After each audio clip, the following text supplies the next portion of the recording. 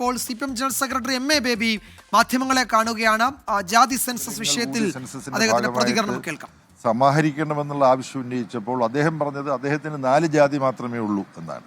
എന്നിട്ട് അത് അദ്ദേഹം പാർലമെന്റിൽ തന്നെ വിശദീകരിച്ചു.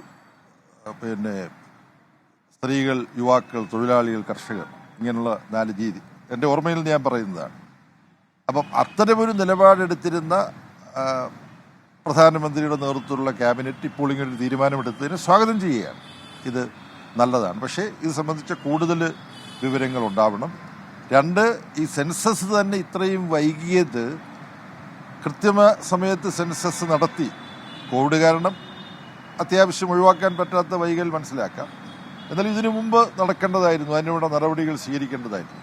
അങ്ങനെ സമയബന്ധിതമായി നടപടികൾ സ്വീകരിച്ചിരുന്നു എങ്കിൽ പലതരത്തിൽ അവശതകളുള്ള, സാമ്പത്തികമായിട്ട് അടക്കം അവശതയുള്ളവർക്ക് ആനുകൂല്യങ്ങളും അവകാശങ്ങളും ലഭ്യമാക്കുന്ന തരത്തിൽ പ്ലാനിങ് പുനഃക്രമീകരിക്കേണ്ടതാണ്. അതിനു വേണ്ടിയിട്ടാണ് ഈ സെൻസസ്. അപ്പോൾ സെൻസസ് മൊത്തത്തിൽ ഇപ്പോൾ ഇത്രത്തോളം വൈകിച്ചതിൻ്റെ ആഘാതം ഇന്ത്യൻ സമൂഹത്തിലെ അവശരും ആർത്തന്മാരും അവഗണിക്കപ്പെടുന്ന ജനവിഭാഗങ്ങൾ കൊണ്ട് എന്ന കാര്യവും കൂടി ഈ സന്ദർഭത്തിൽ സൂചിപ്പിക്കുകയാണ്.